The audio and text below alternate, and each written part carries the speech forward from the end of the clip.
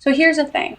I was not healthy, okay? And I'm not talking like, oh, I was 105 pounds, that's why I wasn't healthy because being 105 pounds is super skinny. I'm not talking about a number and scale, or I'm not talking about my appearance. I'm talking about my habits. I knew I wasn't exercising. I knew I wasn't feeding my body what it needed, okay? And that's why I looked that skinny, and that's why I weighed that low, okay? Every time I tried to eat food or try to eat more food, I felt myself feeling nauseous, and everything just felt so exhausting, and I couldn't stay motivated enough to go to the gym and motivated enough to keep eating. I just kept falling back into my old habits.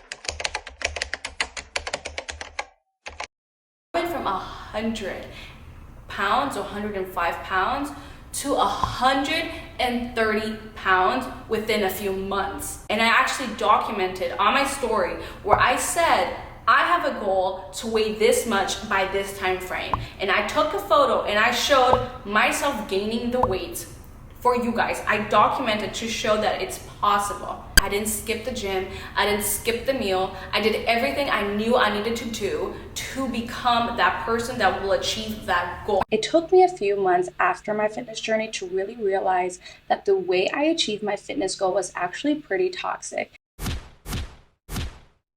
Hi, my name is Caro, and today I'm going to be talking about 3 very important things I wish I knew before starting my fitness journey. An extreme fitness routine and an extreme diet is just normalizing an eating disorder. So yes, something that is supposed to be as healthy as a fitness journey turned as toxic as an eating disorder for me. Eating disorders take a lot of different forms, but basically when you find yourself thinking a lot about food and your body and changing the way you eat, you're probably on the road to developing an eating disorder. The most common path that I hear is someone who starts to be dissatisfied with how they look, starts to think about changing their appearance, might start to change their eating behavior. Along the way, they oftentimes will start to exercise more and more and more, and the thoughts, the obsessional thoughts, start to become more intense. Behavior and getting together with people starts to be organized around the dieting and exercise patterns. And usually about 3 or 4 months into that, it's as if a switch flips and suddenly it's really all you can think about. It's most of what you're doing. Your health and your relationships start to be impacted. And this may seem like what the fuck, but yes, I was creating healthier habits such as eating more food because I wasn't eating enough food before. I was working out a lot, and which is good. I wasn't working out before, but I did it to such an extreme that it actually became an eating disorder. I literally was living and breathing the gym and diet. I was so strict on I need to eat this many calories a day, I need to work out this much, and I need this much, and I was pushing myself, and it was everything I could think about. And I remember me feeling like, oh my God, I skipped a meal today. I go to the mirror and I check. I'm like, am I losing weight? Super paranoid that just me not eating this much calories was making me lose my progress. And I feel like I got body dysmorphia because of it. Like, I remember me telling my friends, being like, I feel so skinny, I feel so skinny.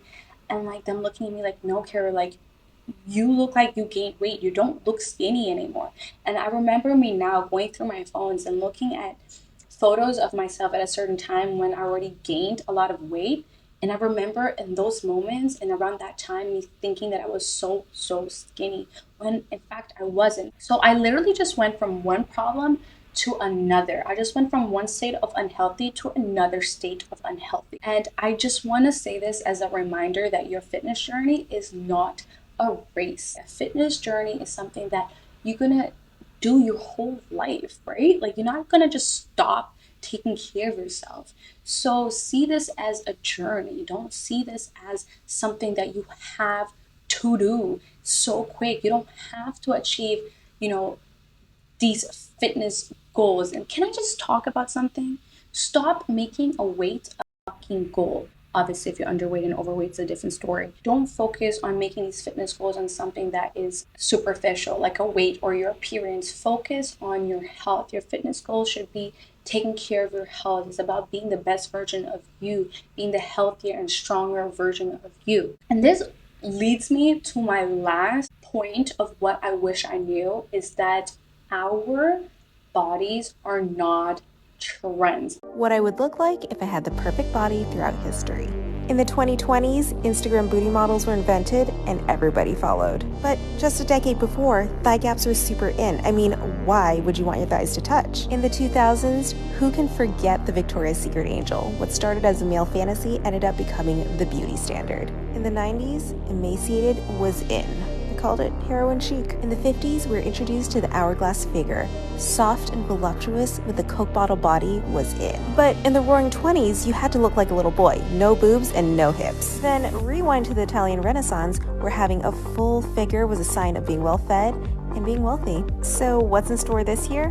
How about we stop treating our bodies like a fast fashion trend? You have to stop listening to society telling you what a beautiful body is and how your body should look like and all that kind of crap. Because if you keep doing that, you're never going to find yourself happy and you're never going to be healthy. I truly believe I went into my fitness journey with these extreme goals and this extreme motivation because I was trying to fit a body type that wasn't mine. The reason why I wanted to be 130 pounds is because I wanted to be thick. I wanted to feel beautiful in society, right? I don't have a natural body type that is super thick. I don't. So I had to overeat. I had to over exercise in order for me to fit into a body type that is not even mine. That is toxic and that's not okay because let me tell you, if I maintained that same energy, if I maintained those habits of me overeating, over exercising, trying to keep gaining weight in order for me to fit into society's beauty standards, guess what? Right now, I'd probably be 140 pounds trying to lose all this weight because the body type is now skinny. I'm going to be feeling fat in the society that body types are now supposed to be skinny. Please go ahead and watch this video that I talked about surgery because this is why women are getting surgeries. They want to get big boobs. They want to get a BBL. It's like I personally got my boobs done when I was really young and I regretted it.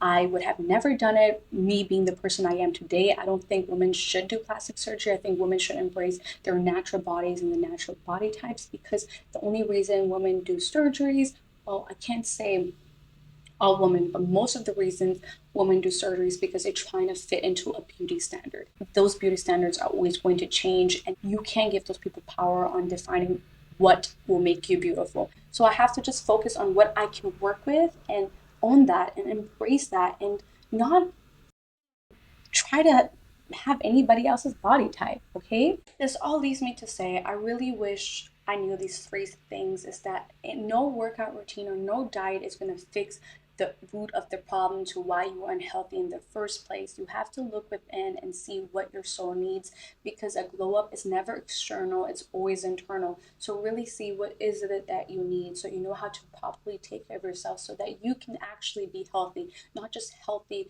in your physical sense, but your mental sense and your emotional self. And then two, over exercising, having a really strict diet just to achieve a fitness goal is toxic. It's normalizing an eating disorder. So stop it, okay? Don't do that. It's not a race.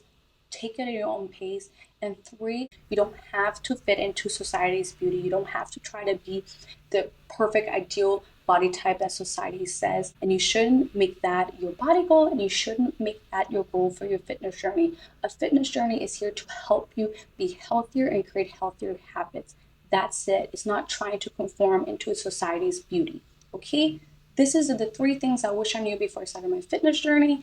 And I am hoping to share more about my fitness journey today that I have with you guys on my channel, like what I eat that is healthy and it's not extreme, and also what routines that I do that work for me, that give me the results that I want without having to over exercise.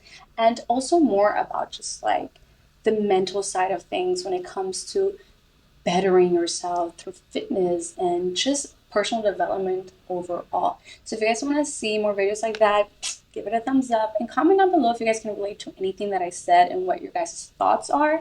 And I really hope to see you guys in my next video. Bye. Thank you for watching.